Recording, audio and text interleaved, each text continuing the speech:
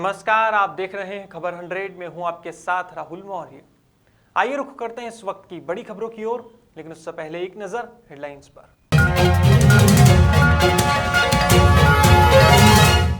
गदरपुर से मैदान में उतरी भाजपा, कांग्रेस और आप पार्टी प्रत्याशियों ने भरे अपने अपने नामांकन, जीत का किया दावा। लाल कुआं से बीजेपी के खेमे में गूंजने लगे बगावत के स्वर। चुनाव में टिकट नहीं मिलने से नाराज दिखे नेता, निर्दलीय चुनाव लड़ने का लिया फैसला। और इंदौर के रजिस्ट्री कार्यालय पर लगे भ्रष्टाचार के आरोप, शहर के एक एडवोकेट ने दिया कार्यालय के बाहर धरना। एडवोकेट सूरज यादव ने भ्रष्टाचार का किया विरोध।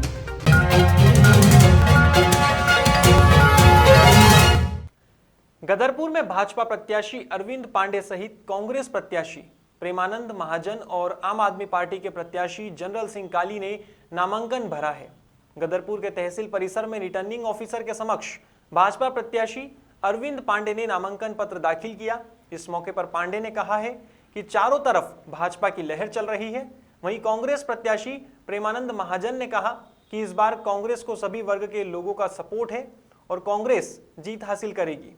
इन सभी के बीच आम आदमी पार्टी के प्रत्याशी जनरल सिंह काली ने भी जीत का दावा किया है। कुल मिलाकर गदरपुर विधानसभा में त्रिकोणीय मुकाबला देखने को मिल सकता है। ऐसे में देखना होगा कि कौन बाजी मारेगा। 4 बार का है तो प्रेमानंद महाजन भी 2 बार का है। 98 रिकॉर्ड प्रेमानंद महाजन का 0 है। अब रही बात है, प्रेमानंद महाजन हमेशा से एक बात है कि आम आदमी की तरह रहता है, आम आदमी से दोस्ती है। और आज वही अभी सब भाइयों ने देखा, जब हमने खाली मात्र एक फेसबुक में हमने डाल दिया कि हमें नामांकन कराना है, तो इतने लोग वहाँ पे उपस्थित थे, आके फटी रहेगी। 2-3 हज़ार लोग वहाँ आपके सड़क वड़क अपने आप ही जाम हो गया। मैंने बुलाया नहीं, खाली सूचना दी थी, क्योंकि कोविड का समय चल रहा है, कोविड के नियमों का पालन करना है। तो इसीलिए वो चूँकि प्रशासन के तरफ से मंडी में हमें खड़े होने का जगह दिया था, ऑटोमेटिकली भर गया। तो जनता में इतना नाराज़गी है, तो कुछ ज़्यादा हमें मुद्दे खुदने की बात नहीं, ज़रूरत ही नहीं है। बाकी जो मुद्दे हैं आप भी जानते हैं। क्या आपने पेट्रोल आप सस्ता खरीद रहे हो, पत्रकार हो, शायद आप लोगों को स्पेशल रेट में मिलता होगा। भाई आम आदमी को तो वही रेट है, महंगाई रेट। आपके वो जो अभी सरसों का तेल 200, 250, 225 रुपये किसने नहीं खाया? भारतीय जनता पार्टी के जो भक्त हैं उन्होंने भी शायद खरीदा होगा। हम लोग तो खरीद ही रहे हैं, आम आदमी तो खरीद ही रहा है। रही बात है यहाँ पे मुद्दे की बात करते हैं, यहाँ के किसान भारतीय जनता पार्टी के लोगों को गांव में जाके किसानों से वोट मांगने का नैतिक अधिकार है। यहाँ के कैबिनेट मंत्री जो मेरे खिलाफ आपके आपके पर्चा भरे हैं, यहाँ से इलेक्शन लड़ रहे हैं, उस व्यक्ति ने हमारे यहाँ के हज़ारों किसान बॉर्डर में पड़े थे। हम लोग भी, मैं कई बार वहाँ गया हूँ। इस हमारे सुमित्र भाई, हमारे यहाँ कांग्रेस के कोई ऐसा कार्यकर्ता नहीं था जो उस बॉर्डर पे जाके आंदोलन में शरीक नहीं हुए। उस आंदोलन को बदनाम करने के फर्जी किसानों को एक बस भर के ले जाके दिल्ली में अपने को भारतीय जनता पार्टी और अमित शाह के बड़े भक्त दिखाने के लिए बस में भर के ले गए थे। हमारे किसानों को उग्रवादी कहा गया, पता नहीं क्या क्या देशद्रोही कहा गया। ये सारे कोई कमी नहीं छोड़ा गया। आप कोविड काल को भूल गए, अचानक कोविड के टाइम कर्फ्यू लगा दिया। बना है, सारी सड़कों को हमने हाईटेक किया है और आम जनता के सुख दुख में खड़े होकर उनका भाई भतीजा बन के मैंने उनके साथ सामंजस्य बनाया है। इसको देखते हुए 100% यहाँ प्रचंड बहुमत के साथ भारतीय जनता पार्टी की जीत होने जा रही है, क्योंकि आम जनता मोदी को नहीं खोना चाहती, मोदी का अपमान नहीं करना चाहती। इसलिए सब लोग कमल के फूल पे वोट डाल के भारतीय जनता पार्टी को, कहीं ना कहीं थोड़ा बहुत चुनौती है, जैसे कि कई चुनाव में कोई कांग्रेस है, आम आदमी पार्टी भी है। भारतीय जनता पार्टी की जीत 10,000% सुनिश्चित है और बड़े मार्जिन के साथ जीत बिल्कुल श्योर है। क्यों पहले वितरण जो होते थे तो हम लोग आपस में कहीं ना कहीं बढ़ जाते थे, 2 पंजाबी हो जाते थे। इस बार तो वो चीज़ है ही नहीं। इस बार तो मैं अकेला पंजाबी हूँ, 50,000 से ज़्यादा पंजाबी समाज के लोग हैं जो एक मुश्त एक जगह आने हैं। बाकी हर समाज का, चाहे वो दलित समाज हो, बंगाली समाज से भी अच्छे लोगों को मेरे पास फोन आ रहे हैं कि हम लोग घूम नहीं पा रहे तो क्या हुआ, लेकिन आप लोगों के साथ हैं, आप निश्चिंत रहें। मुसलमान समाज के लोग खुल के हैं। आम आदमी पार्टी ने दिल्ली में जो काम किया है, तो हर किसी के वहाँ रिश्तेदार हैं, परिवार के लोग हैं जो निरंतर उनके संपर्क में हैं। परवर्तीय समाज के लोग वहाँ हैं, बुक्सा समाज के लोग वहाँ हैं। वो जिन समाज के लोग वहाँ दिल्ली में हैं, वो खुद फ़ोन करके खुद मुझे फ़ोन कर रहे हैं। दिल्ली से उनको फ़ोन आ रहे हैं, खुद कह रहे हैं काली जी हमसे संपर्क कीजिए, और मैं कर भी रहा हूँ। और मैं बिल्कुल श्योर हूँ और इस बार हमारी सीट निकलेगी और आम आदमी का यहाँ परचम पूरे प्रदेश में लहराएगा। जैसे कि नामांकन शुरू हो गए हैं और नामांकन के लिए कल लास्ट डेट है, तो सारे कैंडिडेट जो भी हैं 2 प्रस्तावकों के साथ ही आरओ ऑफिस में इंटर करेंगे। इलेक्शन कमीशन की गाइडलाइन है और उसी का पालन कराया जा रहा है। 100 मीटर दूर जो है अपने वाहन को रोक देंगे, कोई काफिला या किसी भी तरह का वो नहीं चलेगा। तो सभी को बता दिया गया है, सब इसका पालन भी कर रहे हैं। और हमारे साथ यहाँ पर जो पुलिस बल है, पीएसी है, सीएपीएफ है, जो एसएसबी है, आप देख रहे होंगे। तो लगातार यहाँ पर नियमतः बिल्कुल दुरुस्त व्यवस्थाएं हैं और उसी के अकॉर्डिंगली जो है यहाँ पर नामांकन कराया जा रहा है। भारतीय जनता पार्टी द्वारा लालकुआं विधानसभा सीट से मोहन सिंह बिष्ट को टिकट देने के बाद प्रबल दावेदार पवन चौहान के नाम की अटकलों पर विराम लग चुका है। एक महापंचायत में पूर्व चेयरमैन पवन चौहान का दर्द भी बाहर आ गया और वे रोने लगे। हालांकि इसी बीच उन्होंने भारतीय जनता पार्टी से इस्तीफा देते हुए निर्दलीय चुनाव लड़ने का ऐलान कर दिया है। उन्होंने कहा कि भाजपा का टिकट बंटवारा भाजपा की ताबूत में आखिरी कील साबित होगा। वहीं भाजपा के वरिष्ठ नेता हेमंत द्विवेदी को भी टिकट नहीं मिला है।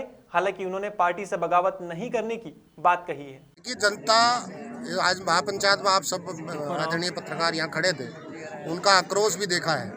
वो कह रहे थे भारतीय जनता पार्टी को अगर आपको टिकट नहीं दिया है तो इसका खामियाजा भुगतना पड़ेगा और ये जनता ही जनार्दन है और ये जनता का कारण पवन चौहान है। जनता के कारण मुख्यमंत्री होता है, ये जनता के कारण ही सब कुछ होता है। जनता ने आज उनको नकार दिया है, पवन चौहान को आगे बढ़ाने का इन्होंने निर्णय ले लिया है। कैसे जीत देखते हैं अपनी? कितने एक तरफा जीत होगी। 25,000 से गिनती शुरू करूंगा ये पार्टी नेतृत्व का और सबका। ये जनता विधानसभा लालकुआं की भ्रम आज उनका निकाल देगी कि वो कितने भ्रम में जिंदा रहते हैं। जिस पार्टी ने जिसको टिकट दिया उसको किस तरीके देखते हैं आप? और हमने उनसे क्या लेना देना है? पार्टी ने अपने लिए गड्ढा खोद लिया है, लोग नाराज हैं। भारतीय जनता पार्टी के जो मजबूत कार्यकर्ता थे वो कहाँ हैं? उनका क्या होगा? हरीश रावत भी सीट से हैं, कैसे देखते हैं? हरीश रावत ने भी कौन सा कभी करी है? एक महिला के साथ कितना बड़ा दुर्व्यवहार किया है, कितना बड़ा अत्याचार किया है, उसको मूर्ख बनाया गया है। हरीश रावत जी अपने लिए स्थान ढूंढते फिर रहे हैं, रामनगर से भागे। पार्टी का जो भी निर्णय है उसका स्वागत करता हूँ। मैंने तो हमेशा कहा है कि मैं पार्टी का एक अनुशासित सिपाही हूँ, लंबे समय से इस क्षेत्र के अंदर काम कर रहा हूँ। कल रात से आप देख रहे हैं यहाँ पर मेरे यहाँ हजारों की संख्या में कार्यकर्ता, कल रात भर भी यहाँ पर 400-500 लोग थे। सुबह भी यहाँ पर बहुत सारे क्षेत्र के कार्यकर्ताओं थे। उन कार्यकर्ताओं की भावना के अनुसार सब लोगों से बातचीत चल रही है। जो भी कार्यकर्ताओं का भाव होगा, जो भी क्षेत्र के मेरे समर्थकों, मेरे शुभचिंतकों का जो भावनाएं होंगी उसके अनुसार मैं काम करूँगा। बाकी मैं पार्टी का अनुशासित सिपाही हूँ। पार्टी ने जो निर्णय लिया है ठीक है। इतना ही कहना चाहूँगा कि जिस सज्जन को भी टिकट दिया है पार्टी के साथ वफादारी से रहे, क्योंकि जिला पंचायत का चुनाव उन्होंने लड़ा था अपने सगे भाई के खिलाफ। पार्टी से 6 साल के लिए निष्कासित थे। उसके बाद पार्टी ने उन पर विश्वास किया, पार्टी ने उनको दिया है। तो मैं उनको यही शुभकामनाएं भी देता हूँ और ये कहता हूँ कि पार्टी के साथ विश्वास के साथ में काम करें, कार्यकर्ताओं के विश्वास को बनाए रखें। अब ऐसे में आप चुनाव लड़ेंगे कि लड़वाएंगे? चुनाव का निर्णय तो क्षेत्र की जनता और कार्यकर्ता लेगी। कार्यकर्ताओं से भी बातचीत चल रही है। तो कार्यकर्ताओं का जो भाव होगा, मैंने कहा जो कार्यकर्ताओं का आदेश होगा, जो कार्यकर्ता जनता का आदेश होगा, उस आदेश के अनुसार ही मैं काम करूंगा। बाकी मैंने कहा कि मैं पार्टी का अनुशासित सिपाही हूँ, पार्टी का कार्यकर्ता। सरकार जहां जमीन के घोटालेबाजों पर नकेल कसने के लिए तमाम तरह की योजनाएं तैयार कर रही है और उन पर अमल भी हो रहा है, तो वहीं अब इंदौर के रजिस्ट्रार कार्यालय पर भी भ्रष्टाचार के आरोप लग रहे हैं।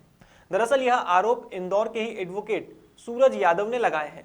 गुरुवार दोपहर को शहर के एमोजी लाइन स्थित इंदौर जिला पंजीयक कार्यालय के बाहर एडवोकेट सूरज यादव धरने पर बैठ गए और पंजीयक कार्यालय पर भ्रष्टाचार का आरोप लगाते हुए मोर्चा खोल दिया। सूरज यादव ने बताया कि इंदौर जिला पंजीयक कार्यालय भ्रष्टाचार का अड्डा बन चुका है। यहाँ पर मकान, दुकान, प्लॉट और खेती की जमीन की रजिस्ट्री की जाती है और प्रत्येक दस्तावेज की रिश्वत यहाँ पर तय कर दी गई है। सूरज यादव ने कहा कि घूस नहीं मिलने पर आवेदक की रजिस्ट्री रोक दी जाती है। हालांकि उप पंजीयक विकास जैन ने न्यायालय के आदेश के मुताबिक कार्य करने की बात कही है, तो वहीं दूसरी तरफ जिला पंजीयक पीपी शुक्ला ने सूरज यादव के मामले में जांच जारी होने का हवाला दिया है। मैं आज बहुत अपने आप को पीड़ित महसूस कर रहा हूँ। मैं वकालत करता हूँ जिला इंदौर में, 10 साल हो गए मुझे, पर ये अधिकारी लोग बहुत भ्रष्ट हो गए हैं। बीजेपी का कार्यकर्ता भी हूँ मैं और माननीय शिवराज सिंह चौहान का स्पष्ट निर्देश है कि प्रदेश में भ्रष्टाचार ना हो। उसके बावजूद यहाँ पर इतना भ्रष्टाचार है आम आदमी इतना पीड़ित और वो होता है कि जिसका जवाब ही नहीं, उसके कोई काम नहीं होते बिना पैसे लिए। अतिशेष भूमि सीलिंग की जो अतिशेष भूमि थी उससे संबंधित एक दस्तावेज प्रस्तुत किया था, जिसे हमारे सब रजिस्ट्रार ने रजिस्ट्रीकरण अधिनियम की धारा 71 के तहत इनकारी का आदेश पारित किया है और दस्तावेज पंजीयन से इनकार कर दिया है। उसके विरुद्ध इन्होंने धारा 72 में मेरे समक्ष अपील की है। हमारे द्वारा अपर कलेक्टर महोदय को मतलब सीलिंग शाखा को पत्र लिखा गया इस संबंध में जानकारी प्राप्त करने के लिए कि क्या वो सीलिंग की ज़मीन है या नहीं है। तो वहाँ से ये रिप्लाई आया है कि चूँकि मकान बने हुए हैं और मकान के आधार पर वो ज़मीन की एग्जैक्ट जो वो स्थिति है नहीं बताई जा सकती, मतलब किस सर्वे नंबर में है, इसलिए वो स्पष्ट रिपोर्ट नहीं आई है कि सीलिंग में है या नहीं है। ये उन्होंने लिखा है कि वस्तुस्थिति नहीं क्लियर की जा सकती यह मकान किस सर्वे नंबर में है। तो मेरे यहाँ पेंडिंग है और धारा 72 में जांच के बाद इसमें प्रॉपर मैं आदेश कर दूंगा। बाकी जो उनका कहना है कि जो उन्होंने ऊपर अपील की होगी उनका आदेश है कि भाई ये रजिस्ट्री नहीं रोकी जा सकती, उस पर आप क्या कह रहे हैं? देखिए, रोकी जा सकती नहीं रोकी जा सकती वो मैंने लिखित में आदेश किया है और आगे का कार्रवाई के लिए अग्रिम न्यायालय में लंबित। किस तरीके का सर भ्रष्टाचार का भी आरोप लगाया और आपका भी पर्टिकुलर नाम लिया है उन्होंने। सभी आरोप बेबुनियाद है, इसका कोई सार नहीं है। सितारगंज में भारतीय जनता पार्टी के प्रत्याशी प्रेम सिंह राणा सहित अन्य पार्टियों के प्रत्याशियों ने अपना अपना नामांकन दाखिल किया है। बता दें, कोविड-19 की गाइडलाइन का पालन करते हुए नामांकन की प्रक्रिया पूरी की गई, तो वहीं सुरक्षा की दृष्टि से भारी पुलिस बल भी तैनात रहा। इस मौके पर भारतीय जनता पार्टी के प्रत्याशी डॉक्टर प्रेम सिंह राणा ने कहा कि सबसे पहले मैं भारतीय जनता पार्टी का धन्यवाद करता हूं, जिन्होंने मुझे तीसरी बार जनता में काम करने का मौका दिया है। वहीं दूसरी तरफ कांग्रेस पार्टी से प्रत्याशी गोपाल सिंह राणा ने कहा कि इस बार नानकमत्ता की सीट हर हाल में जीत कर दिखाएंगे। इन सभी के बीच आम आदमी पार्टी से प्रत्याशी अजय जायसवाल ने बताया कि भाजपा और कांग्रेस ने लोगों को ठगने का काम किया है। इस बार जनता नया चेहरा देखना चाहती है और हमें भरोसा है कि इस बार विधायक की सीट हम ही निकालेंगे। ये पर्चा दाखिल कर लिया है, मैं तो चुपचाप पर्चा दाखिल कर रहा था, ये फिर भी हमारे समर्थकों को पता लग गया और सब लोग आ गए। सबका बहुत बहुत धन्यवाद। ये सितारगंज की जनता का प्यार है, जो एक झलक पाना चाह रहे हैं मेरी, मुझे ढूंढते फिर रहे हैं, मैं क्षेत्र में घुस जाता हूँ, ठीक मेरे पीछे पीछे पहुँच जाते हैं। तो सभी का बहुत बहुत धन्यवाद, बहुत प्यार स्नेह मिल रहा है। पर्चा भर दिया है, जीतेंगे चुनाव निश्चित। और एक चेहरे की जो आप बात कर रहे हो, कोई बात नहीं, अभी भी उन्होंने पर्चा ही भरा, अभी देखेंगे, अभी हम इंतजार करेंगे। हमारा हाईकमान बात कर रहा है, हो सकता है कि कोई ना कोई बात बन जाए, कोई पुनर्विचार कर लिया जाए। देखिए, मैं अभी भी वो पर्चा दाखिल करने गए, मेरी उनसे बात हुई, हम दोनों गले भी मिले, हमारी कोई लड़ाई नहीं है, केवल एक ठीक है उन्होंने भी मेहनत करी थी, कहीं ना कहीं उनको ये है कि भी टिकट नहीं मिला है, तो मैंने अभी भी उनसे निवेदन किया है, मैंने हाथ जोड़ के उनसे निवेदन किया है और उन्होंने मुझे आश्वासन दिया कि मैं सोचूंगा अभी। तो मुझे पूरा विश्वास है कि अभी वो पुनर्विचार करके और जो है वो नाम वापसी से पहले पर्चा वापस ले लेंगे। चुनाव तो साफ दिखाई दे रहा है, जब से हमारी विधानसभा बनी है तब से आज तक बाहरी लोगों ने यहाँ पे आके, यहाँ बाहरी लोग आए हैं, बाहरी लोग यहाँ के हमारे लोगों ने सपोर्ट किया है, लोगों को वोट दिया है। लेकिन मैं ये बात कहना चाहूँगा, इससे पहले ना लोग विधायक बनाते हैं, उसके बाद मुख्यमंत्री बनता है। हमने मुख्यमंत्री को अपना विधायक बनाया था भाई साहब, हमने देखी थी कि रातों रात रोड बन जाती थी, हमने देखी थी रातों रोड बन जाती थी, वही सपना लेके हमने बनाया था मुख्यमंत्री को विधायक। आज 10 साल में वहीं के वहीं खड़े हैं। बगल में सिटकुले हमारे यहाँ, बगल में सिटकुले, लोग कहते हैं 80% रोजगार देंगे, यहाँ तो 80% बेरोजगारी दे रखी है। यहाँ पर 20% जो लोग काम कर रहे हैं वही बाहर के लोग काम कर रहे हैं भैया। 20% लोग काम कर रहे हैं, वो 20% जो लोग पढ़े लिखे लोग मजदूरी वहाँ जाकर मजदूरी कर रहे हैं। सोच के देखिए आप, जो पढ़े लिखे लोग वहाँ मजदूरी कर रहे हैं, और मजदूरी भी किसके माध्यम से, ठेकेदारों के माध्यम से। और महीने में काम भी कितना दिन, 5 दिन 10 दिन। सोच के देखिए क्या स्थिति है हमारी। आज रोड की बात करते हैं, विकास की बात करते हैं, अरे मेन रोड आपने इलेक्शन के टाइम पर बना दिया, इससे पहले आपने क्या क्या सोच के देखिए। आप हमारे यहाँ के मुख्यमंत्री रहे, सब कुछ रहे, आज लोगों ने मन बना लिया है, लोगों ने मन बना लिया है। बहुत चुन लिया नेता इस बार लोगों को बेटा चुनना है, नेता नहीं चुनना है। धन्यवाद। सितारगंज में पूर्व विधायक नारायण पाल ने कांग्रेस पार्टी को छोड़ दिया है और बसपा में शामिल हो गए हैं। वहीं अपने अधिक से अधिक समर्थकों के साथ नामांकन की प्रक्रिया को भी पूरा किया है। नारायण पाल ने सभा को संबोधित करते हुए कहा कि सितारगंज से हर हाल में विधायक की सीट निकाल कर दिखाएंगे, क्योंकि वे पूर्व में भी 10 साल सितारगंज की जनता की सेवा कर चुके हैं। वहीं उन्होंने कांग्रेस पार्टी पर धोखा देने का आरोप लगाया, तो वहीं बीजेपी सरकार को भी आड़े हाथों लिया। हमारे मायावती जी आई, इन्होंने तो मुझे धोखा दिया। अभी बीच में मुझसे कहा गया था कि पाचपुर आपको चुनाव लड़ना है। भारतीय जनता पार्टी के कुछ बड़े नेताओं ने, मैंने कान पकड़ लिए। फिर उन्होंने मुझसे, हमारी पार्टी के लोग तो 10 साल से कह रहे थे कि आपको सितारगंज चुनाव लड़ना है, तो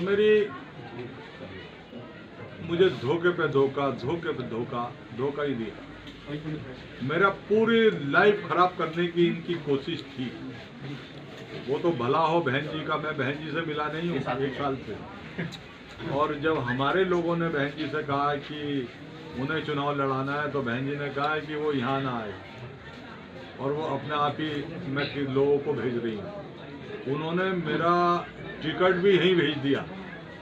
मैंने बहन जी कोई वो रसीद ये वो, तो कह रहा रसीद तो पहले की कटी पड़ी है तुम्हारी, तुम तो 10 साल पता नहीं कहाँ खो गए, तुमने क्या निर्णय ले लिया। तो अब मैं बहन जी के साथ हूँ,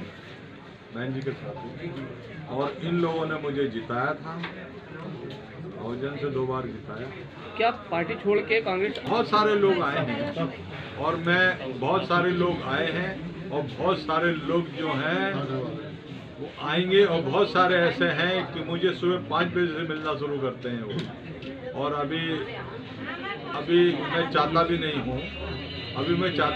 हूँ, लेकिन बीजेपी और कांग्रेस के बहुत सारे लोग ज्वाइन करेंगे, ये मैं आपसे कहना चाहता हूँ। मैं तो पहले का ही हूँ। अभी 2002 से 7 और 7 से 12 तक मैं था। 13 में मैंने बीएसपी छोड़ी। मुझे जो लोगों ने मुझे जिंदा जलाने वालों, तुम बेखबर हो, धीरे धीरे मेरी जंजीरें पिघल रही। तो मैंने ये महसूस कर लिया था कि मुझे जिंदा जलाने की इनकी कोशिश है।